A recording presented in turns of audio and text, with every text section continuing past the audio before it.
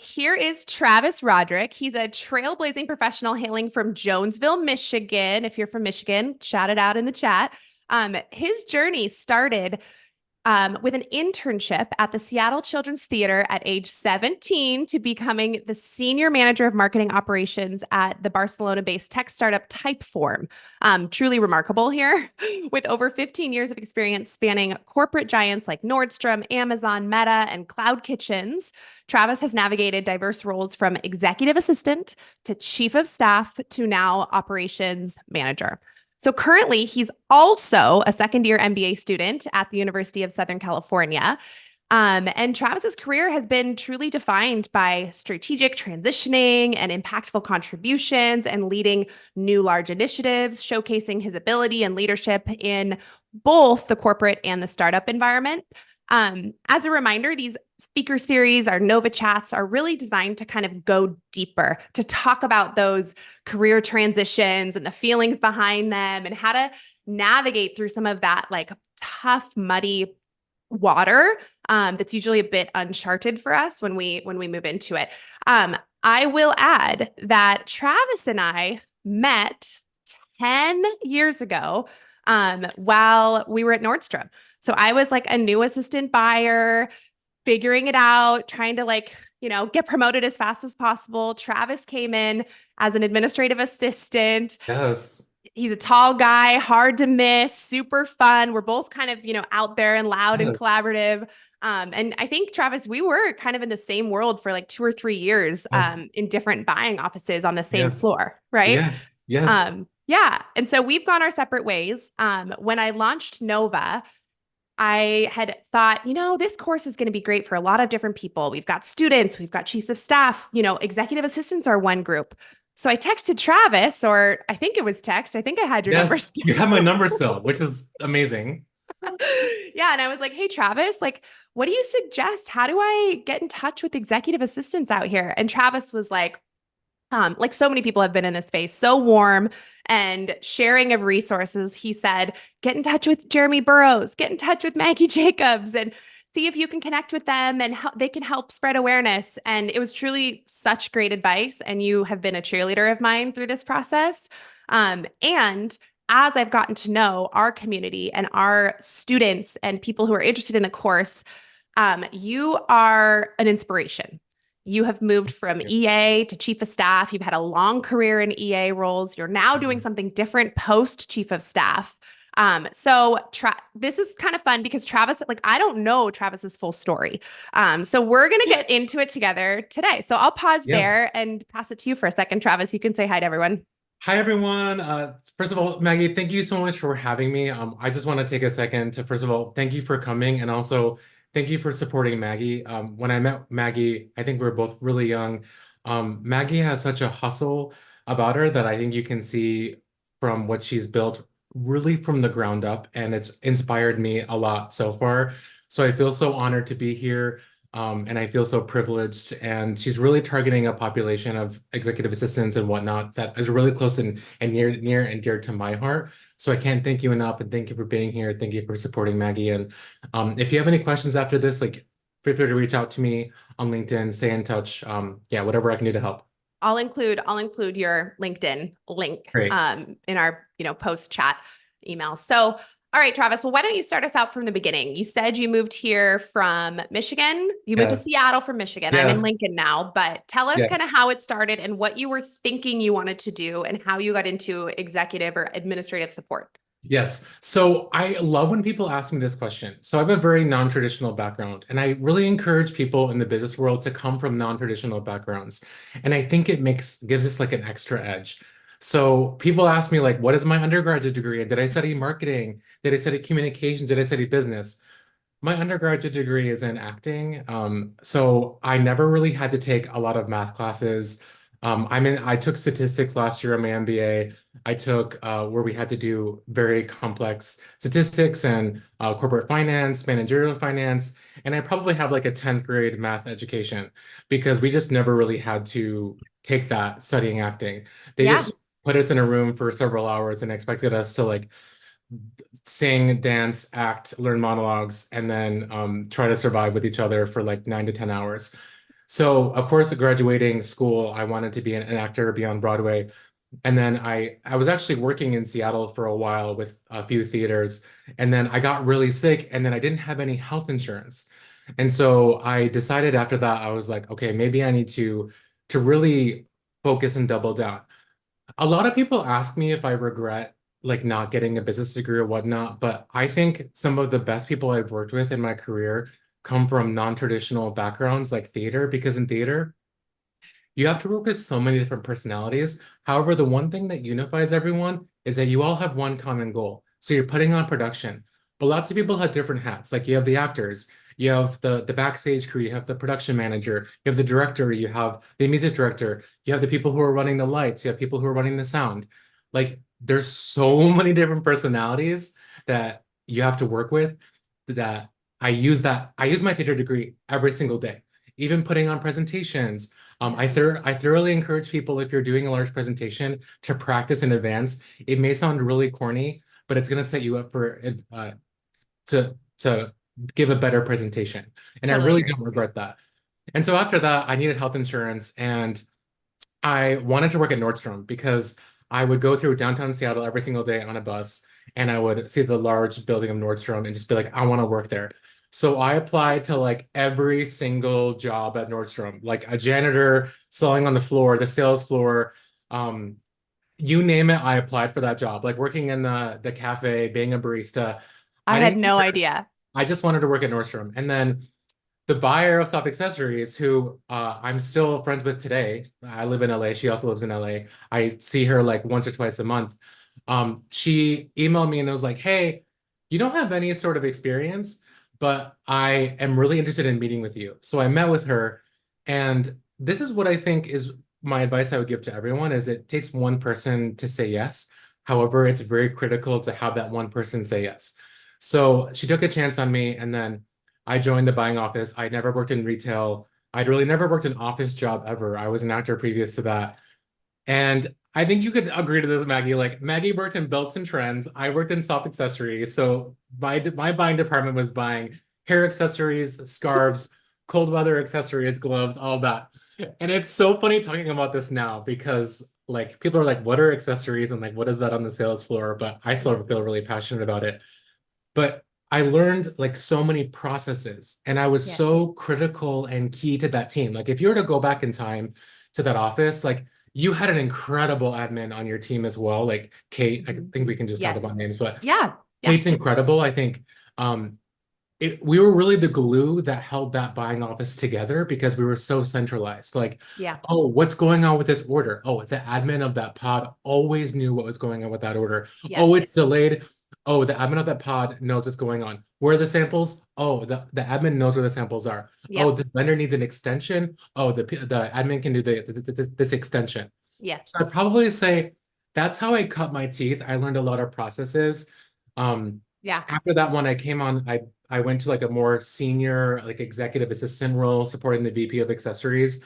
So I was basically supporting the boss of my prior boss, and that was a more traditional calendar or whatnot.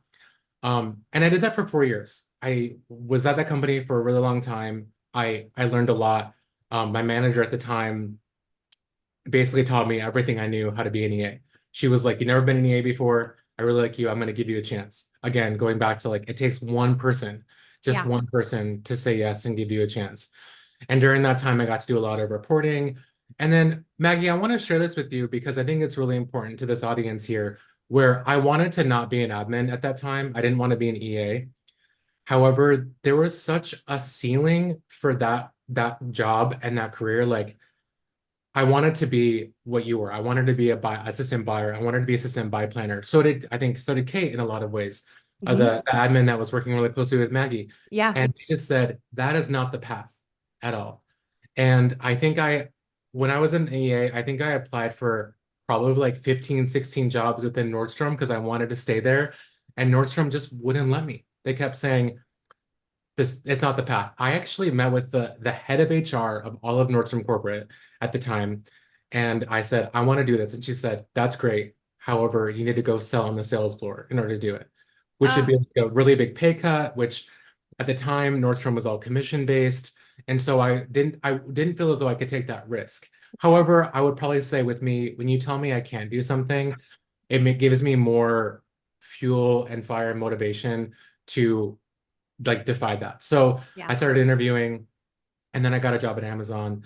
And then really from Amazon, I worked in tech for a really long time. So Uh, that's why you left Nordstrom, is because yeah, you did not see the path to getting into the next step for you. there was no path. I think there was a point where the head of HR said the only path for you to get there is go to the floor or take a severe pay cut and go over to the direct side and Yeah. do a lower level job, which I'm not So opposed to doing that. traditional. So Yes, but it's traditional. so traditional. And I Yeah. get it. Nordstrom is like that. Like they want people who sell on the sales floor. Those are people who Yeah. they want to be buyers. However, I mean, you saw some really talented admin people. Like Absolutely. Kate could be a buy planner, Kate could be a buyer. Like Absolutely. There's we no should reason be, anybody is yeah. stuck anywhere. And like when you have these traditional frameworks, you're really not solving and not taking advantage of these incredible people that you have with you. I mean, there's framework in place for a reason, and maybe it is great to have some leadership experience and to have worked on the sales floor, but it doesn't have to be the rule. There should be exceptions. There should be ways to look at things differently and ways to value experience and what you've learned on the job and your tenacity for like applying to 14 jobs. I mean, oh my gosh, that would tell me something. Yes. It was a Yeah. lot. And I Yeah. think that's just really where how I cut my teeth, and I learned a lot. I would probably say working in tech as an EA is very hard, and I really feel for all of the EAs who are So here in. when you went to Amazon, were you an EA there? Yes, I was an Okay. EA at Amazon. I was supporting a mostly global team. And during that time, and Maggie, I think we're so similar. Like you're such a hard worker and you're so driven. I was also really driven, but it really got to me. Like I was working like 16, 17 hours. I wasn't sleeping very well. I had a large team primarily based in India. I wanted to be this overachiever where if my boss was traveling to India, I would work India hours on Pacific time. I want to say this right now that all the EAs are people who support people internationally. You are doing a disservice to yourself by doing that. Like, you need to set expectations with the principal that you support, with the other admins, and be like, either I'm coming with you or we're going to offer you support from someone else in the office. Like, Yeah. you only live one life, and you're like you saying no and setting boundaries isn't going to jeopardize your job in any sort of way.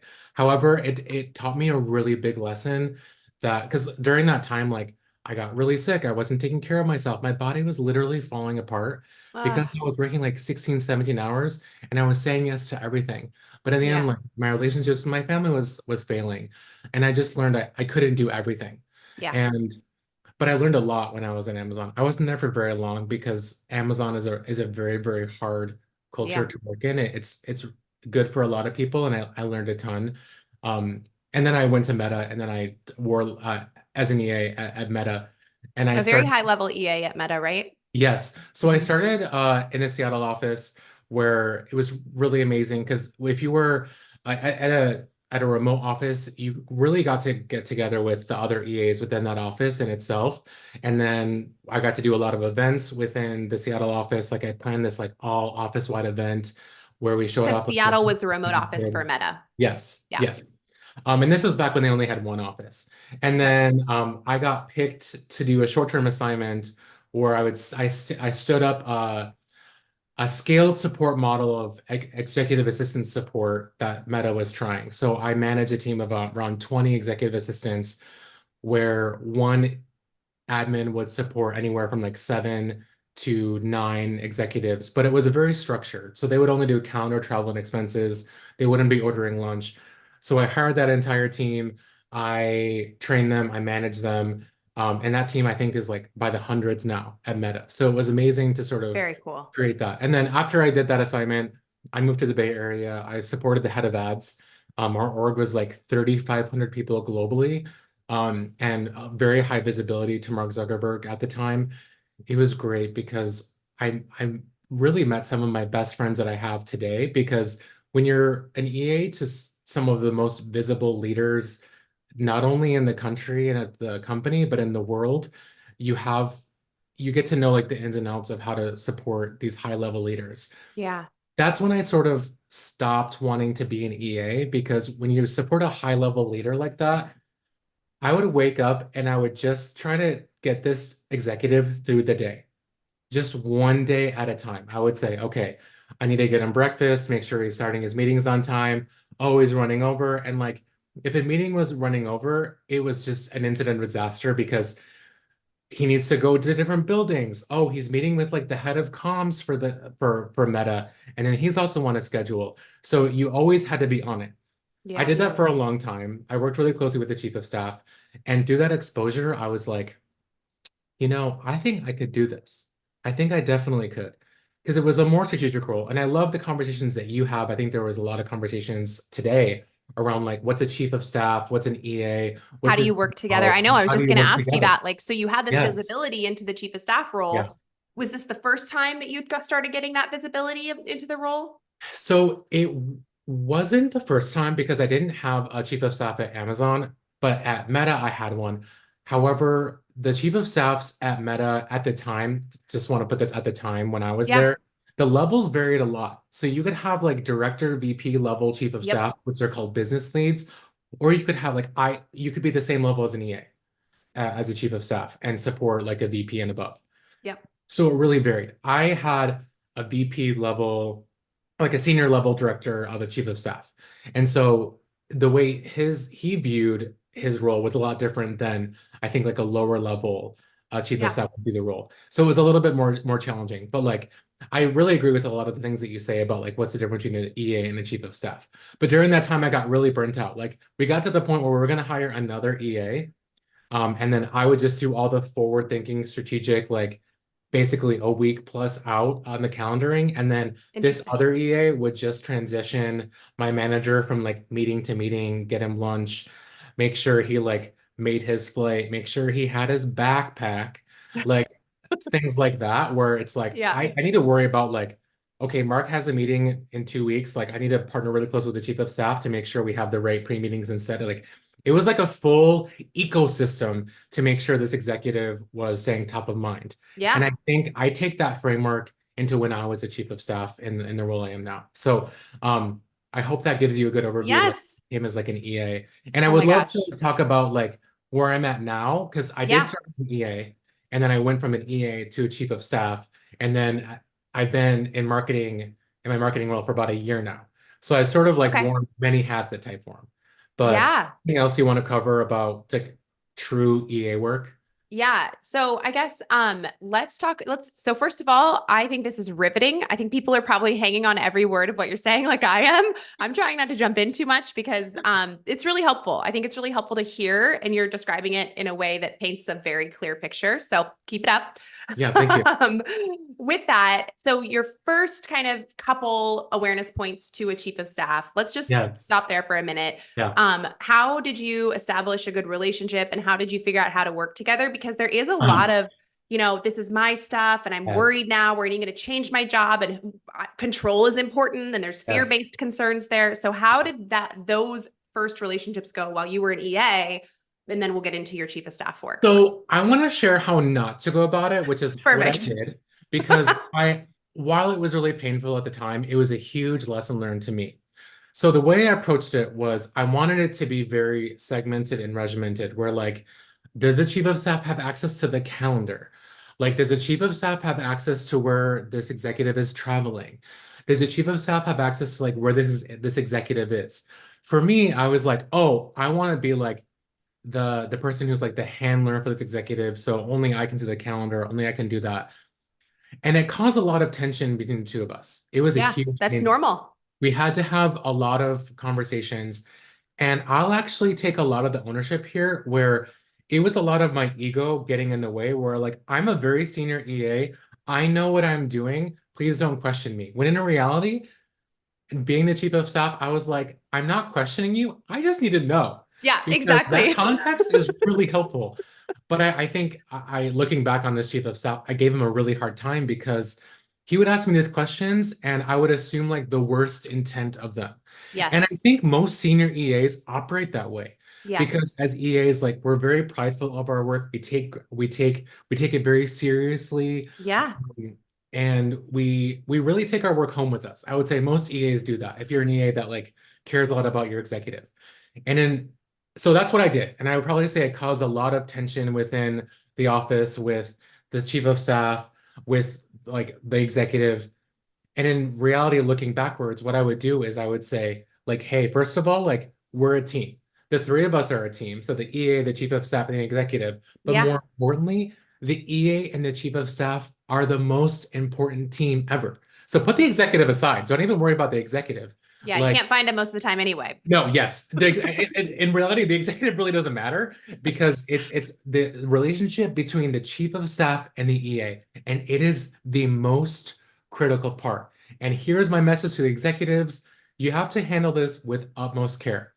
So it got to the point where I was like, do we need meetings every single day with the three of us, with me, the chief of staff, and the executive, so we can come to alignment? Like, a lot of it was on the executive to sort of fix this, but in reality, like, we need to take it upon ourselves to really hash it out ourselves and have real conversations and be like, and to be honest, like, talk about our feelings and say, hey, this is how I'm interpreting it coming to me. I just want to make sure I'm not misinterpreting what you're saying.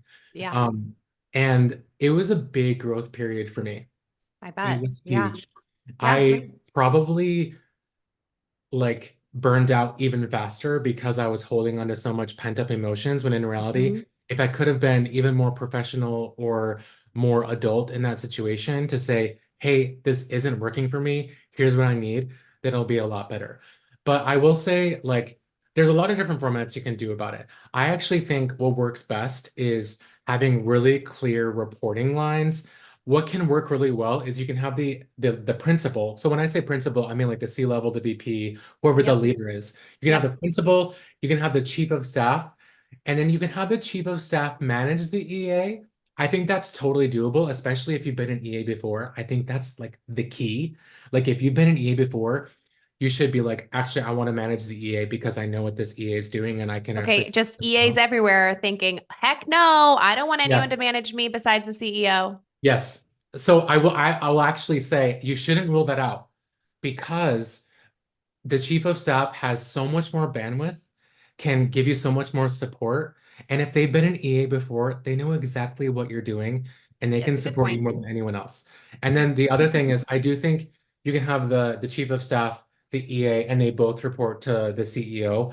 However, the thing is, leaders in that position, like C levels, I actually had an HRBP tell me this, like, oh, your manager is not the VP because they just don't have time to manage you. That is terrible.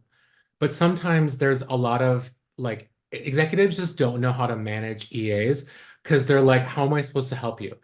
But Yep. I've had really amazing managers. I've had some really bad managers. Yep. The most amazing managers that I've had haven't coached me on like, hey, you set up these 7 meetings. Can we rearrange them? They've been like, hey, I see you working through these problems in these emails. Let's talk about where you're having the most problems and how I can give you help. And like, it's me driving these conversations and asking for advice. Yeah. So I think And there's a they're lot of being available benefit. to you to Yes, have the there's a conversation. lot of benefits to it. Yeah. It Yeah. does. I do feel for the EAs who are like, I only want to report to this executive, but depending on the setup, like, Yeah. the chief of staff might be better for you. Especially if the EA is new, which is less Yes. common, and the chief of staff has been there and also been an EA, to your point. It could definitely work. I also think, we don't have to spend a ton of time on this, but I think there are ways to outline kind of that ownership and responsibility. Like, we don't need two people managing someone's calendar, but the chief of staff does probably Yes. benefit from visibility. You can change settings, right? Visibility settings, and now a chief of staff can see everything, but they can't touch anything. Certain things are private or Yes. whatnot, so that everybody can do their job the best way that they can Yeah. without hopefully somebody feeling like they're losing this power or ownership, or that their role is going to dramatically change because of the addition of a chief of Yes, staff. exactly. So I want to pivot to that to say to share my experience of when I was a chief of staff working with. Please, let's get into it. Yes. So what I think was really important for me is because I knew like my heart of hearts, like what an EA is responsible for. And also I got really lucky. The EA that was supporting my leader, I worked with at Facebook, at Meta, and she supported Mark Zuckerberg. So I knew her really well. She was Yeah, amazing. cool. And so I was able to have just an incredible relationship with her because like we had one-to-ones together. I have so much respect for her. Like, she's someone who, like, if for some reason sure to be a CEO. One day I'd be like, so can I be your chief of staff? Can I be your EA? And the Yeah. same thing, like if I were to ever go somewhere where I need an EA, she'd be like the first person that I hit up. And I actually like helped her get through this job and where she's currently supporting the CEO of the company I'm at. Oh, So cool. never rule out people that you work with at your Yeah. current companies because you're probably going to work with them again, just like us. It's very Um, possible. Yep. but the way I operated it is I really saw myself as the two of us combining where yes, I had visibility into the calendar, but I really didn't want to see like who is she going to lunch with unless it was like a business meeting. If it was like a personal meeting, I really couldn't be bothered by that. Yeah. But what was really helpful for me is to say, oh, we had this meeting on Friday regarding pricing, for example. I need to make sure I connect the dots between these other people on the team who are doing the work. So on Thursday, we can have a prep meeting. So she goes into this meeting on Friday prepared. That's where it's really helpful. However, back when I was at Meta, I really couldn't see the forest of the trees to connect the Hmm. dots. And I think I love the comments here where it's like they're talking about humility and ego. Hmm. But when I was in it at Meta, getting out of my feelings and the ego was so hard. So I think I needed that experience to make me an even better chief of staff to partner even better with the EA that I was working with. Okay, so let's pause here and back up just a minute. Yeah. How did that transition go for you? So you were an EA for many years. You Yes. really worked through EA roles and became, a senior EA leader at Meta. And then what happened and how did you transition to what was next? And then from EA to chief of staff, how'd you Yeah. navigate that transition? And maybe we can also touch on um, sort of those limiting beliefs where it's Yes. like I can't do anything except for a support role and I've been told I can't, I've been told this for years now and your confidence is probably taking a beating. Yes. Like how did you navigate through all of that logistically like and emotionally? So I want to state by saying like I realize in the grand scheme of things that I am an exception in going from an EA outside of an EA. I this is not the rule and there is like really no formula. It requires a lot of hard work, it requires a lot of tenacity. And the biggest part that is really outside of your control, it requires a really amazing and supportive manager and team. I want to say that Yeah. again. It's really up to your manager. So you have to have your manager's buy-in and you also have to have the buy-in of the people that are on your team. Yeah. So when I want to go back and say also, like, I want to dispel this myth that, like, I want to first of all say, you can be a career, you can be an EA for 40 plus years, and there is nothing wrong with that. You can People take love this being an COVID, EA. yes, I talk to them every there is day. nothing wrong with that. Yeah. However, we should not be viewing EAs who say, I want to be an EA for 5 years, 10 years, 15 years, and I want to do something else. Throughout my entire career of being an EA, that was always like the dirty word of saying, well, I'm being an EA for right now, but later on I want to do something else. I learned to never say those words because you would always be judged so harshly by those career EAs. When in reality, we need both of those people. We need career EAs, and we also need EAs who start as EAs and move on to something else. Yeah. So Stepping stone role. both things can be true at the same time. So I want to really dispel that myth that wanting to be an EA for only a certain amount of time is a bad thing, when in reality, it's not. So when I first joined Typeform, I joined as an EA. I was the one of the like the company's like one of the first EAs to ever join. And working at a tech startup, it's sort of like so many things, so many processes are not defined, and it's like the kitchen sink, and so many things are broken, and you want to fix so many things. And I got a lot of scope and capacity there where I had two really amazing leaders who believed in me.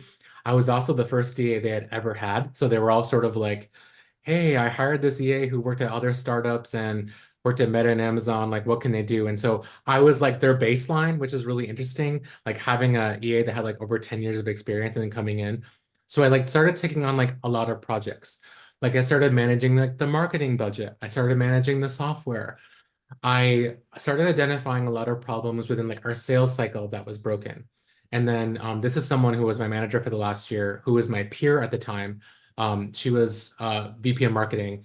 And she said, hey, just so you know, I turn EAs into non-EAs. So she's had like 4 or 5 people on her team who were previously EAs who are now like marketers. So I there's love someone on that. my team who leads She campaigns. champions people. Yes, she was an EA previously. My boss, like my former boss, was an EA. And so she said that like the second day I met her, she's like, hey, just so you know, I have this like sort of what I do for people is like I turn EAs into non-EAs if they want to. And I kept that in the back of my head. And then it got to this point where I was taking on a lot of additional projects, like managing the budget. I fixed so many processes. I identified where processes were inefficient and made solutions. People were coming to me for like more than just calendaring and travel and expenses and events. Like I was an integral member of this team. I was rolling out software launches. And then my boss said, okay, like we're getting to the point here where we just need to make a decision. And just so you know, this was not prompted by me. This was Interesting. prompted by my boss. And she said, how would you feel about becoming like a chief of staff and Wow. coming into this role? And I was like, yeah, like just gonna say this for EAs, like because I was one for such a long time, we really tend to like downplay ourselves and the impact that we have. But in reality, like we do so much stuff. The stuff that we do is like so integral. And it took a really long time for me to like really buy in that. And I had a really sort of traumatic transition, and it was all enforced on myself. It was never enforced on anyone else. It was because like, hey, this is all I've known for such a long time. Like, what will I be without a calendar? What will I do without waking up with like notifications? What will I do without like color coding? Yeah. And it was like this weird identity crisis. And then it slowly, like you talked about like imposter syndrome, where for a long time I was like, I don't believe I can do this, where it required like my boss and my coworkers to be like, actually, like, yes, you can. And I was chief of staff for a while, and I put in a lot of processes in place. And then there became a time when I was reporting to that boss who was like, hey, I turn EAs into non-EAs. And she was like, hey, I'm gonna put together a job description for you because you're growing outside of this EA role, and I actually want you to like be in marketing. And so she like wrote this job description for me, and it was very similar to what I was doing. And she's like, let's just call it like marketing operations. Because in a tech startup world, you can really do whatever you want in the realm of some things. But Yeah. I would say like you're not like tied to, you're not put in a box. The box is really wide. And then I realized that I'm doing so many things that I learned as an EA, as a chief of staff, now in marketing. So I want to share a few So of this this. marketing operations Yeah. role was was the chief of staff role that you moved Yes, into, in basically. reality. So Yeah. I'm no longer like I don't have a principal anymore, but I'm running like long-term programs. I launch software. I'm generating revenue for the company in a Yeah. way. So it's come to evolve. And honestly, I wouldn't be where I'm at. Obviously, without like hard work is key and a lot of other things, but I wouldn't Absolutely. be where I'm at without those two leaders that have really pushed me. And the leader I had, I'll just say her name. Her name is Patricia.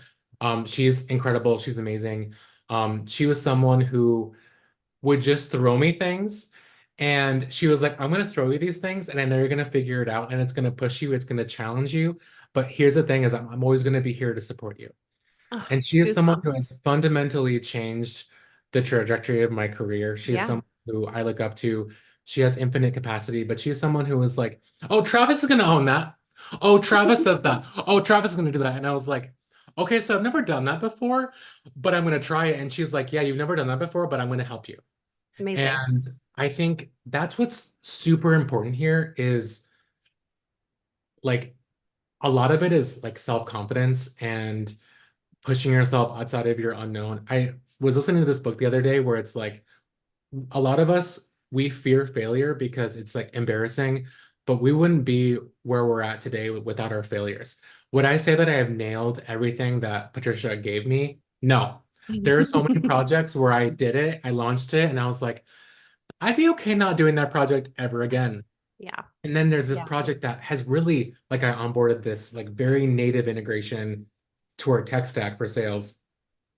And that transformed and unlocked and helped me realize where my superpowers are. Where because Cool. I was an EA, I understand processes really well. And I understand really quickly as an EA that you have to work with lots of different people from lots of different levels, internally, externally. I call it influencing without authority. And so I use that a lot as a chief of staff, and I Hmm. use it a lot in my role right now, where like even today, I was in a meeting with like the head of sales, the head of marketing, my new boss, the chief revenue officer, and I was like presenting things to them. And I wouldn't have those skill sets without being an EA. I had Yeah.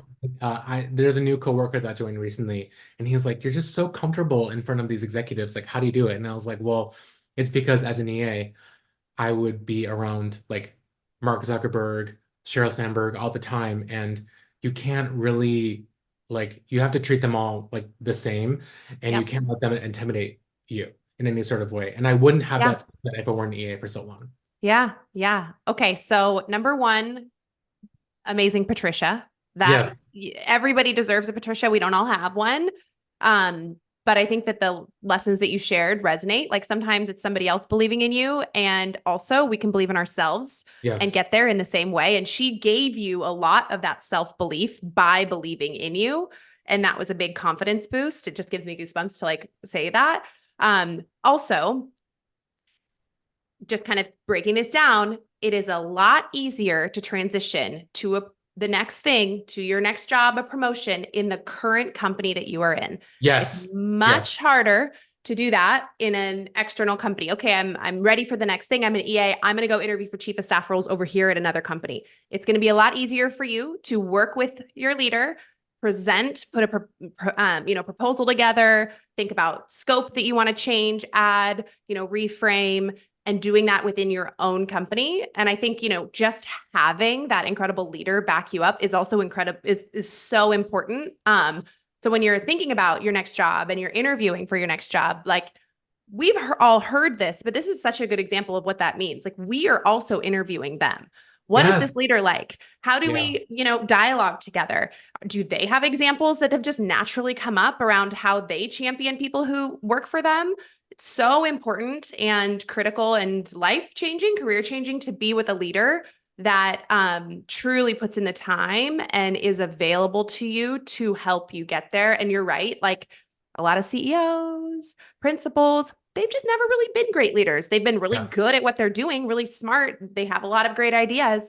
They may not be great leaders. So I think it's just a reminder to think about like tactically, like how do we set ourselves up for success to get to these places? yeah.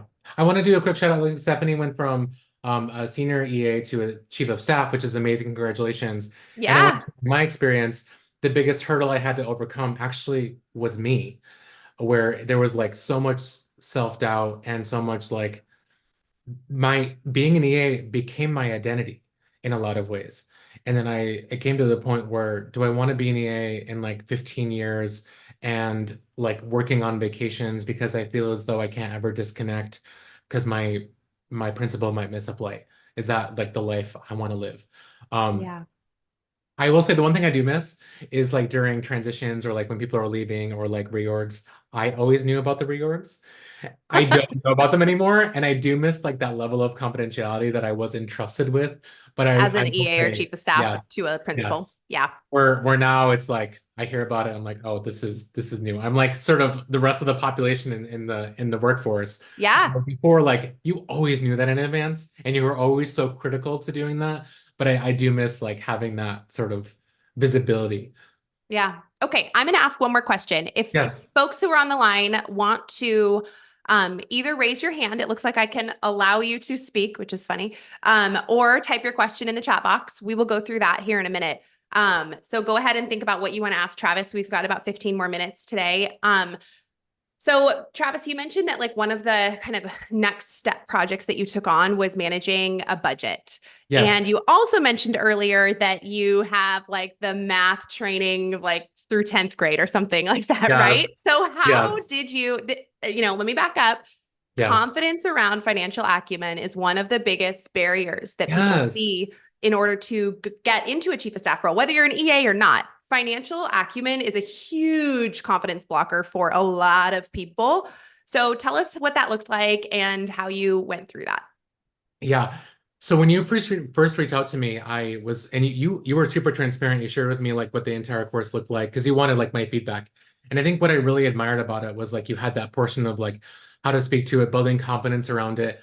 For me, I am going to be brutally honest here. It is very painful However, the one thing I did learn, this little tip, is finance people love talking about finance. So Yes. what I did is I set up time with the head of FP&A, financial planning and analysis, and I was like, "Hey, I'm really curious about our balance sheet. Can I look at it?" She would not stop talking about this balance sheet. She let me ask any sort of questions that you have. What I will say is, like, it's very confidential in nature, so you gotta build a lot of like rapport with them because you're seeing like the ins and outs of the business. Yeah. I will say this is where you're gonna have to apply a lot of work because as an EA, you're really not too super focused on the analytical pieces. Like you're Yeah. not running like dashboards. Where Yeah. as of right now, like when you're in these meetings, like the WBRs, MBRs, QBRs, where they're running financials, like be curious about that. See who's leading that information and being like, hey, I see this number is red. What's attributing to this number being red, which means usually it's like negative or you're not hitting the goal. Like, why is this red? And like, who's driving that? And asking those Yeah. questions. What I think is really important is like understanding EBITDA, which is if the company is like profitable or not, learning how to read a balance sheet, Mhm. learning like GAAP principles. Those are not required.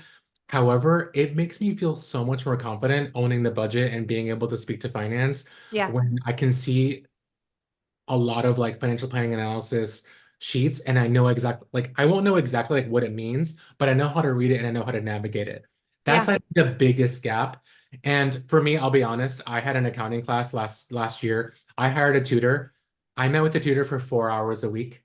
And that was one thing I wanted to dive really deep into because Yeah. that was my biggest area of opportunity, but you have to work it. You have Yeah. to work. And I'm sure you built some confidence around like realizing that you can learn Yes. it, that your brain can figure it out if you apply yourself, right? Yeah, like it's assets equals liability plus stockholders' equity. Like you like I wouldn't had never known that unless I Okay, went I to have to share school. Yes. my when I think about the most important metrics, there's so many different ones depending on industry and like 12 other things I could reference. However, the one that I always come back to, Yes. it's the most important. It comes back from Nordstrom time and I still use it all the time, is percent change. New Yes. minus old divided by old. If you Yes. remember that, then you can easily figure out what changed from this year to last year. Yes. Hot tip, new minus old divided by old, new minus old. That is something to always remember. And it comes from our Nordstrom days.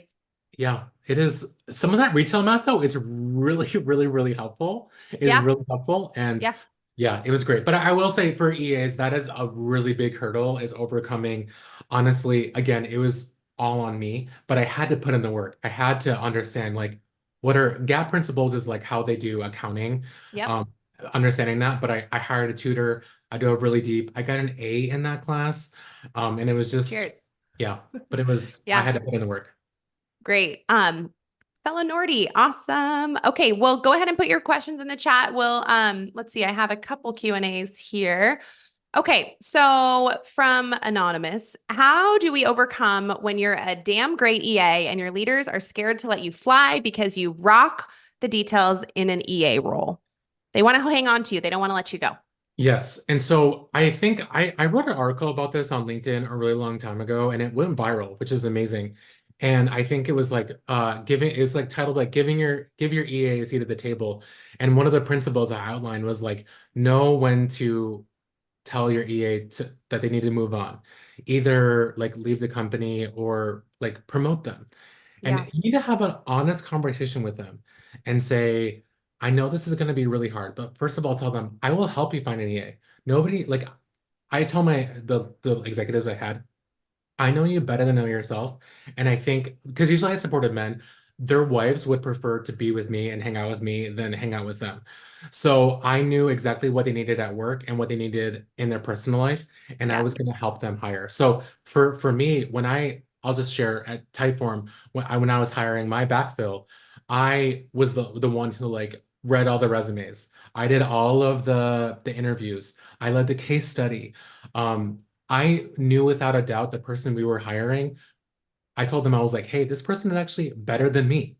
hmm And uh, but know that anonymous attendee that that is very hard. That's a very yeah, hard conversation to make. And yeah, know that sometimes they just won't want to let you go. And then what'll happen is you're gonna leave the company and you should let them know you should rather them keep you at the company and promote you then you just leave and amazing talent leaves and the Yeah. company loses you And as that well. might be a conversation later in the dialogue about Yeah. what may happen if you're not able to take what's next with your leader. Yeah. Um, well, let's see. We don't have any questions coming in. Does anyone want to raise their hand and come off mute? Feel free to do so.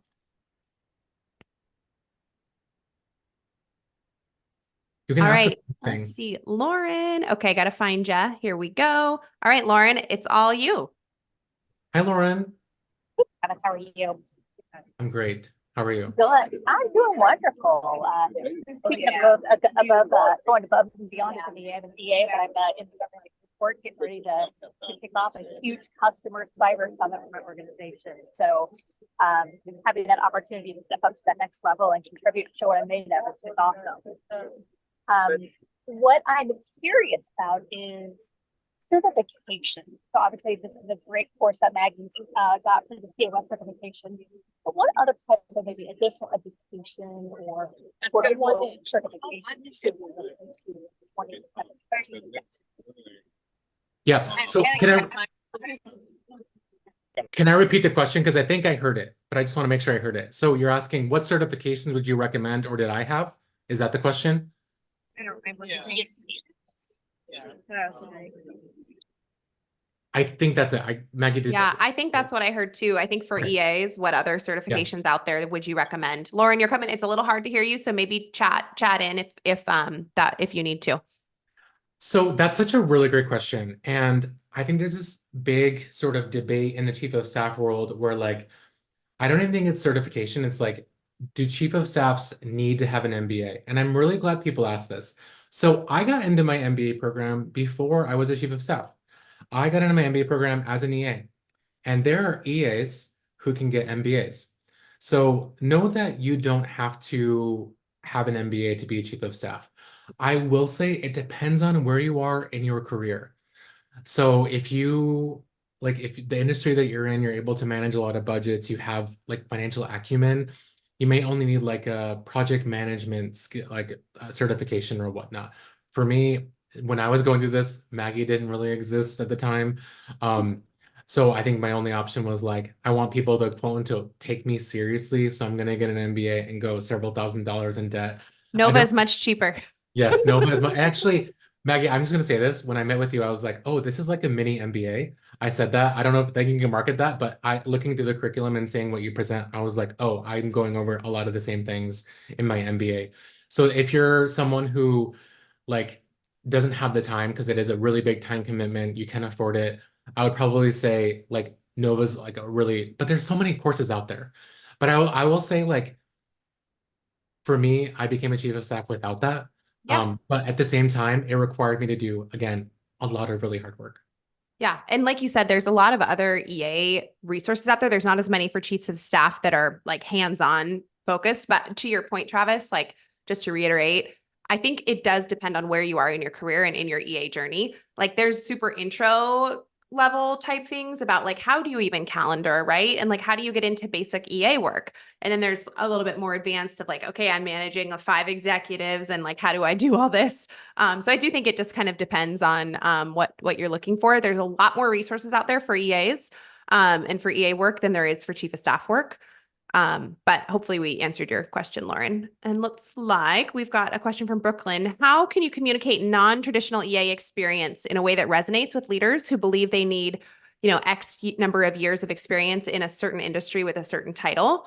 Does that make sense to you, Travis? Yes, it does. I'm going to be vulnerable here for a second. So in my JD that I have right now, I think it says like it requires 5 years of marketing experience. I don't have 5 years of marketing experience.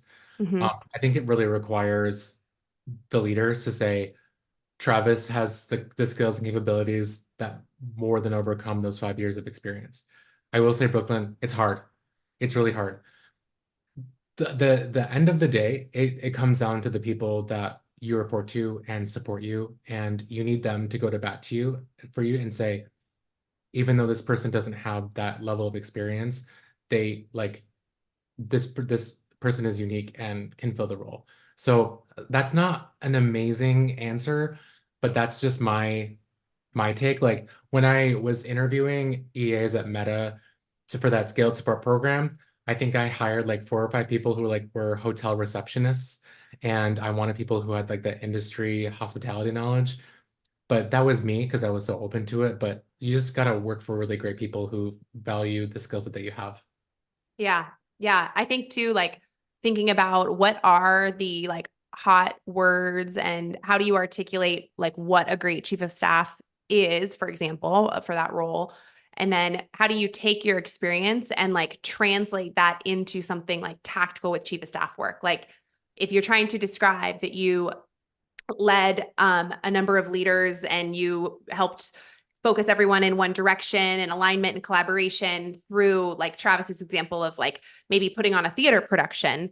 How do you take that and say, I led a team of 20 diverse individuals to the same goal, and here's our result, and we had X number of, shows, and this was the better than last year, and here's how how do you loop that experience into a way that translates into what you're trying to say? And I think I'm just kind of repeating your question, but Yes. trying to do that with the right language and just taking the example that you have in your experience and putting that into the jargon that's looking for.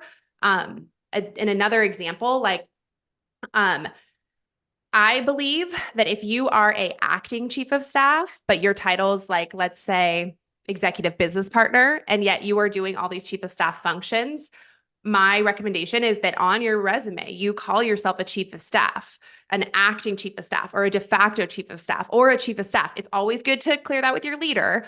But how do you speak the language of the person who's looking at your resume and what they're looking for is, to your point, like a super good question, Brooklyn. All right, so let's see. We've got Ange. Hi, Travis. I am also a recently promoted chief of staff from EA. Congratulations. Thank you for sharing your journey. Totally resonates. How would you recommend shifting your mindset from details and in the weeds after so many years to this balcony, see the trees and the forest? Oh, I think the hardest part for me is the biggest transition I had to make was as an EA, you get instant gratification when you get a meeting request, you set it up, it's done. That's all you have to do. And then one of the first assignments I had as a chief of staff was like redoing a security process that we had. And I never got that like gratification because this security process took me like 4 or 5 months. And sure, as an EA, is like you're doing events that like span like long periods of time, like events and whatnot. But this one, like what I needed to do is I needed to view it from like a different perspective. I needed to say, okay, this project impacts these 7 stakeholders, meet with them, be like, hey, here's what I'm thinking. Here's the project plan. What are your thoughts? And I think the biggest power that I bring to my role is that I sweat all the details. So I wouldn't say like balcony level is like you'll never see that, but like for me, when I build out a project plan, I tackle every single level of detail. And then so when the executive asks for a summary, I can say, oh, I'm like 70% complete because I have 7 out of these 10 tasks completed, and I'm due to finish the last 3 on these dates. So it's very challenging. It's very hard. And know that it's a skill you're going to require over time. It's probably taken me like a year plus. So what I want all the EAs and chief of staffs to know is that there's going to be a transition period between you being an EA and a chief of staff. It may take months, it may take years, and know that that's totally okay because you have to change the way your mind works. So, and that really wasn't a great answer to your question, but just know that like find a way that works best for you and then like zoom in on that and then work from there. But for me, I love a really good project management tool where I can list out all the tasks and do it. Yeah. So Well, I like too what you said about maybe didn't say this exactly, but lean into the fact that you are good at the details. Like Yes. lean into it, hang on to it. And I think just having the awareness that like, okay, I do need to be more strategically focused. Know that it's okay to remind yourself of that over and over. It's okay to remind yourself to like lift your head up and look a little more forward, but be okay with having those details with you. I like to share, this is like an unrelated, but sort of similar example. Like I went to my MBA program thinking, oh my gosh, everyone around me is going to be so much smarter and more analytical. And I'm going to just be like the low one on the totem pole and I have so much to learn. And I learned through my MBA program that, well, first of all, like 40 to 60% of my program were engineers who actually wanted to be like me. They wanted leadership skills and the ability to collaborate and the ability to communicate in ways that they couldn't. Whereas I wanted their heavy analytical and math skills or, engineering skills at the time. I don't want that anymore. But I think leaning into what you are naturally good at and your experience that you bring, and in this example is like, the weeds really well, the details. Also, that you need to be focused on the future, and that's a good thing. But I would probably say, I think I said something like you're going from balcony level to in the weeds, but I think you're saying in the reverse. But know that like it takes time to transition to that, and it's not going to happen overnight. And like give yourself a lot of grace to view that. And sometimes you need to be like, hey, I'm like way too in the weeds here. Maybe the EA or someone else can handle this, and I can like zoom out and see like the forest to the trees. Yeah. Okay, last question. We are right at time. Travis, I'm going to let you take this one. We're talking about financial acumen. We've been talking about project management. What other skills make you a really competitive chief of staff? Ooh, this is not going to sound like an amazing answer, but it's so true. Like I thoroughly believe chief of staffs have to be able to fill necessary gaps wherever that is. So for me, sometimes I was like putting on an HR hat. I was putting on a finance hat. I was putting on like the business hat. So like figuring out like design agencies to use and working with them. So being really malleable and like, you're not going to love everything. Like you can try something and then not like it and then go to your principal and be like, hey, like this wasn't my thing. I've done that a lot. Yeah. Learn quickly, saying, like, curious. Yeah. Be super curious, be someone who is like very moldable, be someone who is like very versatile in so many different ways. Like I always said, like I have a lot of capacity to do a lot of things and can span multiple different remits and projects and teams. And I think that was really helping me out because when there wasn't an owner for a project, my boss would be like, oh, Travis will just take that on. Yeah. And I'm filling in so many holes. Yeah, absolutely.